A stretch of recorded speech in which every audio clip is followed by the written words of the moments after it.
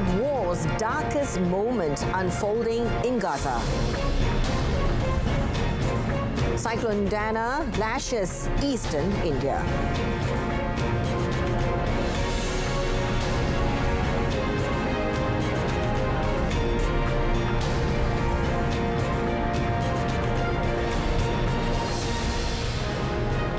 Good afternoon and Salam Malaysia Madani. Thank you for joining us. I'm Jessica Lee and you're watching World Today.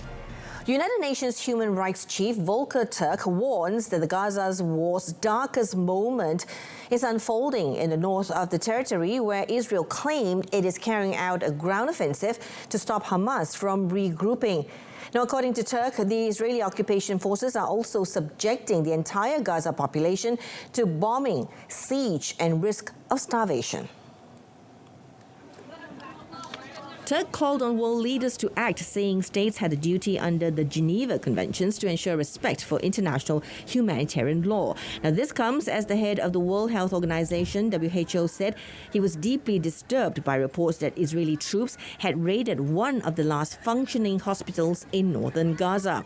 Dr. Tedros Adhanom Ghebreyesus said the WHO had lost contact with Kamal Adwan Hospital in Beit Lahia, which was overflowing with almost 200 patients amid the Israeli offensive in nearby Jabalia. The Palestinian Health Ministry said Israeli troops had detained patients, staff and displaced people, while Israel's military claimed its forces were operating in the area based on intelligence regarding the presence of fighters. It was reported that hundreds of Palestinians have been killed and tens of thousands displaced since Israeli forces went back to Jabalia. Meanwhile, Lebanon's Health Minister Firas Abir on Friday said that 55 hospitals have been targeted in Israeli strikes so far. He said 36 of those hospitals had been directly targeted, which has led to 8 closures. سجلنا 55 اعتداء على المستشفيات، ومنها مستشفيات استهدفت بشكل مباشر، عددها 36 استهداف مباشر للمستشفيات، مما أدى إلى إقفال 8 مستشفيات بشكل قسري، وهنالك مستشفيات لا زالت اللي عددها 8، وعدد المستشفيات التي تعمل بشكل جزئي هو 7. وخلال هذه الاستهدافات، هذه الاعتداءات، وقع في هذه المستشفيات 12 شهيد و60 جريح، وتضررت 24 آلية. Firas also said that the Israeli occupation forces has refused to allow the retrieval of the bodies of the paramedics from their vehicles. Israel launched its major offensive in Lebanon a month ago, saying it was targeting the heavily armed Hezbollah group. Beirut authorities say Israel's Lebanon offensive has killed more than 2,500 people and displaced more than 1.2 million people, sparking a humanitarian crisis. A Russian drone struck a multi-story residential building in the Ukrainian capital Kiev on Friday evening, triggering a fire in the top floors and killing 1 person and injuring 4. Sergei Popko, head of the capital's military administration, said more than 100 residents were evacuated from the high-rise in Solomyansky district just west of the city center. The injured were treated at the site and ambulances remained nearby. Emergency services said the fire had been brought under control. Firefighters were seen using long hoists to battle the blaze. Popko also said drone fragments had fallen in an open space in the central Shevchenkivsky district, but no casualties were reported. Air defense units were in action before the hour-long air raid alert was lifted in Kiev. Alerts remained in effect for much of central and eastern Ukraine. According to officials, this was Russia's 15th air attack on Kiev this month, in which Russia sent 2 waves of drones at the Ukrainian capital overnight. German Chancellor Olaf Scholz on Friday, October 25th, said he appreciated that India is willing to use its relations with all parties to try and bring about peace in Ukraine. Der russische Angriffskrieg gegen die Ukraine betrifft Deutschland und Indien in vielfältiger Weise. Niemand kann vor diesem Konflikt und seinen Auswirkungen die Augen verschließen. Daher befürworte ich es ausdrücklich, dass Indien für einen dauerhaften und gerechten Frieden eintritt Und ich freue mich über die Bereitschaft, die verlässlichen Beziehungen zu allen Parteien zu nutzen, um zu einer politischen Lösung des Konfliktes beizutragen. Modi told Russian President Vladimir Putin earlier this week on the eve of the BRICS summit that he wanted peace in Ukraine and that New Delhi was ready to help achieve a truce to end Europe's deadliest conflict since World War II. India and Russia have a close relationship stretching back decades, and New Delhi has refused to condemn Moscow over its February 2022 invasion of Ukraine, urging the two sides to end the conflict through dialogue and diplomacy. Germany has not traditionally had close defense ties with India, but it is now pitching to join the latter's effort to wean its arms base from decades of dependence on Russia, at a time when the West seeks to counter China's growing influence. Wearing green military camouflage clothing and black boots, the newly appointed cabinet of Indonesia's President Prabowo Subianto kicked off a retreat in a Java mountain range on Friday, expected to increase bond and brief them against corruption. Former Special Forces Commander Prabowo, who was sworn in as Indonesia's 8th president on Sunday and held a meeting with his cabinet of over 100 ministers and their deputies earlier this week, told them to cut back on unnecessary spending. He also said the retreat was intended to increase bonds with each other. The cabinet flew in using a Lockheed C-130 Hercules aircraft and will camp in luxury tents on a hill around the site of the military academy. Now, footage from the presidential office on Friday showed them on a vast green field at the military academy in the city of Magelang in the central Java province, wearing green camouflage uniforms with their names sewn on them. The office said topics for the retreat on Friday include governance and corruption prevention without providing details. Activities in those events included light exercise and briefings.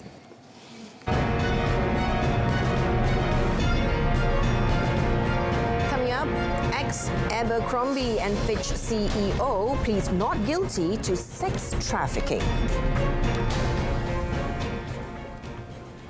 Tropical storm Dana brought strong winds and heavy rains to India's eastern coast on Friday, uprooting trees and raising the risk of floods after nearly 600,000 people evacuated.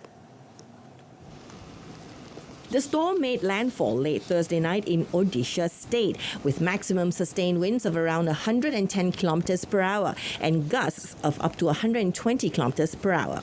According to the Indian Meteorological Department officials, the storm would push further into northern Odisha and gradually weaken. The storm pounded some districts in Odisha and neighboring West Bengal state with heavy downpours as gusty winds brought down trees. It was reported that one person was killed in West Bengal state.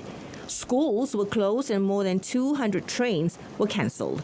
Authorities were on high alert for damage in 3 districts in Odisha, where the weather department forecast a sea surge of around 1 meter, which could further flood low-lying areas. Flight operations to and from the capital cities of Odisha and West Bengal resumed after they were suspended on Thursday.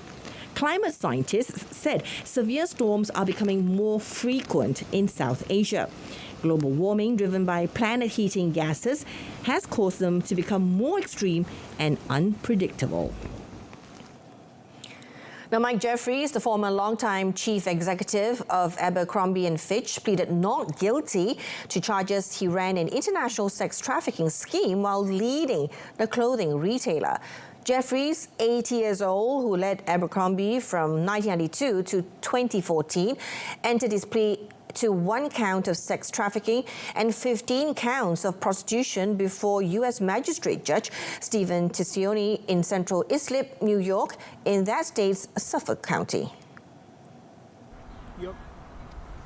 Brian Bieber, a lawyer for Jeffries, entered the plea on his client's behalf. Now, Jeffries will remain free on $10 million bond, but subjected to home confinement with GPS monitoring. Jeffries posted his home in Fishers Island, New York, as collateral. James Jacobson, an employee of Jeffries, is also expected to enter a plea.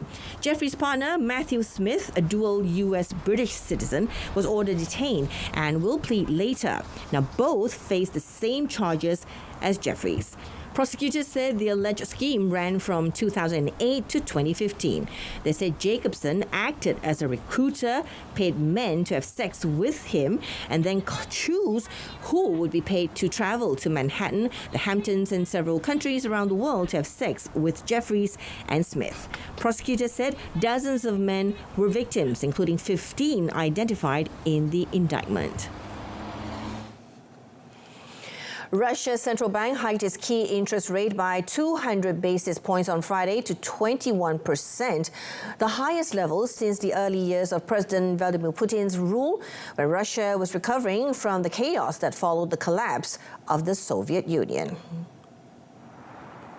The central bank said in its release that the hike was needed to fight inflation, currently at 8.4%, fueled by massive budget spending, adding that inflationary expectations among the public have reached their highest level since the start of the year. Now, speaking during news conference, the Russia Central Bank Governor Elvira Nabiullina said that three options have been considered to raise the rate to 20%, to 21%, and above 21%.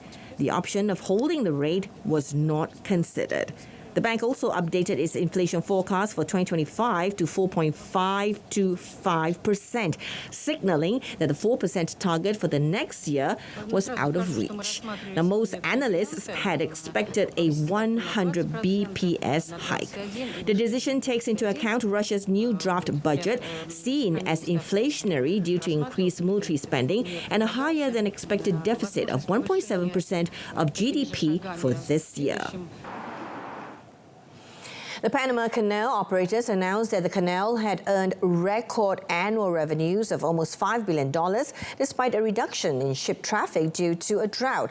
Now, the waterway's income comes from the collection of transit fees, the sale of electricity, and maritime services. The Panama Canal Authority reported revenue increased 1% in the fiscal year through September to $4.986 billion. Canal Authority Administrator Ricarte Vasquez told a news conference that if water had been available, this year's result would have been much better than the one last year. The canal allocates about half of its income to operations and maintenance, while the rest goes to the Panamanian Treasury. The lack of rain led the Canal Authority to reduce the daily passage of ships from 38 to 22, though the drop was offset by ship operators bidding up transit fees. The century-old maritime channel, which uses rainwater stored in two artificial lakes, eased the traffic restrictions after the rainy season began in May. The Turkish seismic research vessel Oruk Rias arrived off the coast of Somalia on Friday to begin its exploration for oil and natural gas. Now, this comes as part of a March agreement between Turkey and Somalia to cooperate on energy projects. The ship, accompanied by two Navy frigates and support ships, navigated via the Mediterranean, the Suez Canal and the Red Sea before reaching the Somali seaport in Mogadishu. The exploration area covers an estimated 5,000 square kilometers, with licenses secured by Turkish Petroleum for 3 regions in the Somali seas. In a statement released before the vessel's departure, Turkish Energy Minister Alparslan Bayraktar said he predicted that the area where Oruk Rias will work is a region with oil prospects. The 3-dimensional seismic study is expected to last approximately 7 months. A ceremony marking the ship's arrival took place at the Mogadishu seaport, attended by Turkish officials, Somali President Hassan Sheikh Mohamud, and Somali Prime Minister Hamza Abdi Bare. Brazil on Friday signed a 170 billion reais compensation agreement, equivalent to $29.85 billion, with miners BHP, Vale, and Samarco for the Mariana Dam collapse in 2015, one of the country's worst environmental disasters. The collapse of the dam at the iron ore mine owned by Samarco, a joint venture between Vale and BHP near the city of Mariana in southeastern Brazil, unleashed a wave of tailings in a disaster that killed 19 people, left hundreds homeless, flooded forests, and polluted the length of the Doce River. The Brazilian government said the first installment of 5 billion reais must be paid within 30 days. The agreement provides for the payment of 132 billion reais, of which 100 billion reais represent new resources that must be paid to the public authorities within 20 years by the companies involved in the tragedy. Now, they will allocate the other 32 billion reais to pay for compensation for affected people and reparation actions that will remain under their responsibility, in addition to the 38 billion reais that the miners say they have disbursed. The annual payments will be scheduled until 2043, with values varying between 7 billion reais in 2026 and 4.41 billion reais in the last installment.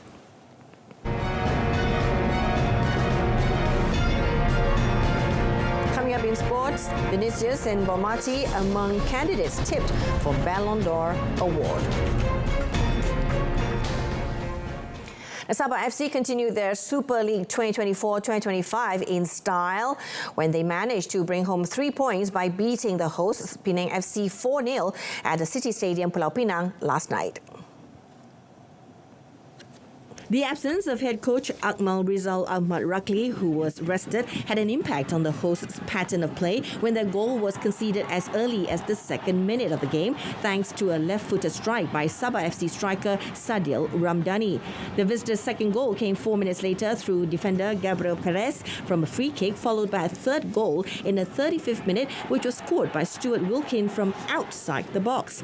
The second half of the game saw Datuk Ong Kim Sui's squad continue to celebrate goals when they managed to break through the Penang FC goal for the fourth time, thanks to the goal of team captain Dominic Tan. The stylish victory saw Sabah FC moved up one spot to third place with 20 points, 6 points behind Selangor in second place with 26 points, and league leader Johor Darul Takzim, who have 31 points. Al Nassr were held to a 3-3 draw away to Al Kholood on Friday in the absence of captain Cristiano Ronaldo. Now, head coach Stefano Pioli had opted to give the 5-time Ballon d'Or winner a rest against relegation battling Al Kholood after a busy period on international duty with Portugal and in midweek Asian Champions League action against Esteghlal. The visitors went a goal down in the 12th minute as Comoros international Miziani Maulida netted for Al Kholood. Now, goals from Aymeric Laporte and Anderson Talisca would see Al Nassr briefly take the lead before Maulida backed his second to level the score entering the break. It looked like Al Nassr would be leaving Buraida empty-handed when Congolese striker Jackson Muleka put the finishing touch on an amazing run from Saudi prospect Hammam Al-Hammami with 20 minutes left. Talisca, however, would step up to slot home his second from the penalty spot in the 5th minute of injury time to share the spoils. The result sees Al Nassr remain 3 points behind league leaders Al Hilal, with the reigning champions taking on Al Ta'awun on Saturday as Al Kholood climb up to 14th on 6 points. Now, for the first time since 2003, neither Cristiano Ronaldo nor Lionel Messi have been included in the nominees for the Men's Ballon d'Or award. Portugal's Ronaldo, who has won the award 5 times, also failed to receive a nomination last year, while Messi, who won for a record 8th time in 2023 and has been nominated 16 times, misses out despite Argentina's Copa America win this year. Real have a total of 7 players nominated, including Kylian Mbappe, who signed from Paris Saint-Germain this season, with Jude Bellingham and Brazil's Vinicius Jr. among the Spanish club's other nominees.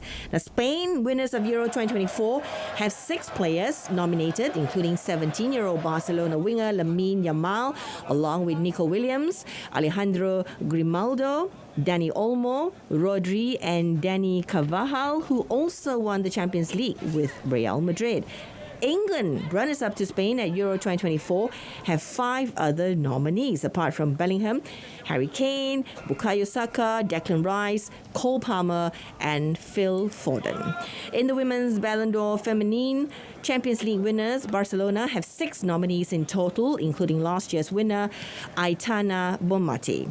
The 24th Ballon d'Or award ceremony to crown the world's best player will take place on the 28th of October in Paris. Now, Arsenal go into Sunday's match with Premier League leaders Liverpool with plenty of injury doubts. But manager Mikel Arteta remains confident that his squad is good enough to recover ground in the standings. Bukayo Saka, Ricardo Calafiori and Jurrien Timber are all injury worries ahead of Sunday's home game at the Emirates Stadium, while midfielder Martin Odegaard is still unavailable.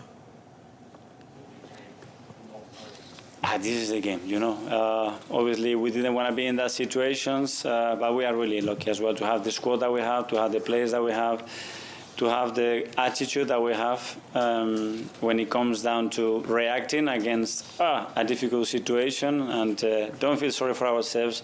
Face it. We are a team that we know how good we are as well, and how difficult we can be for the opponents. And having that ruthless mentality in the team is something that I love.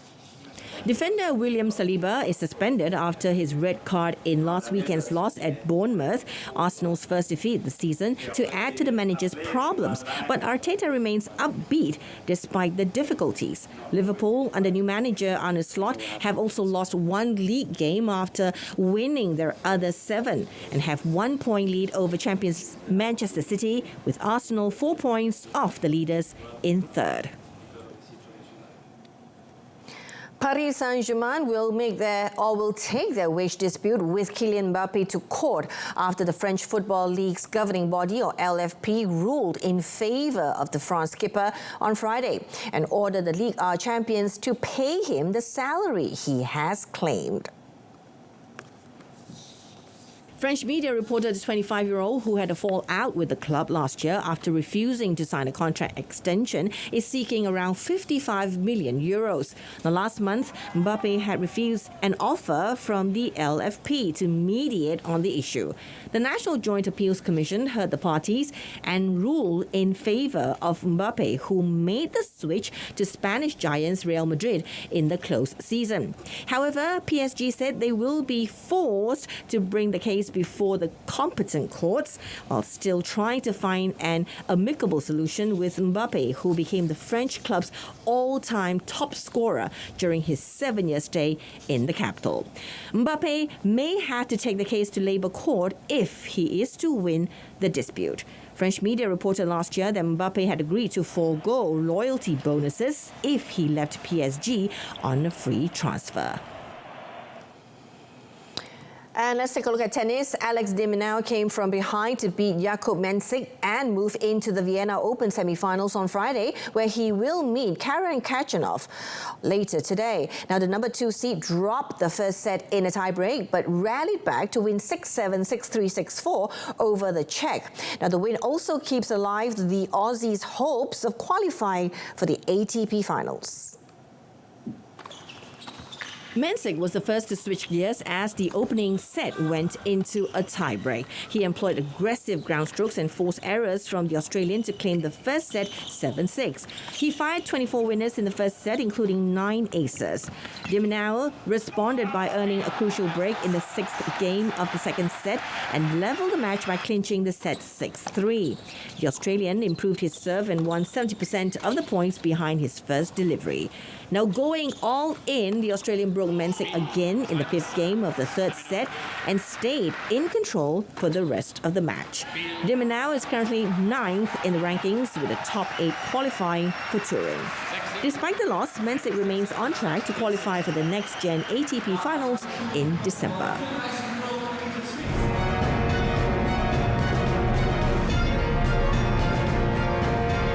Next, exhibition looking at Tim Burton's Fantastical World opens in London.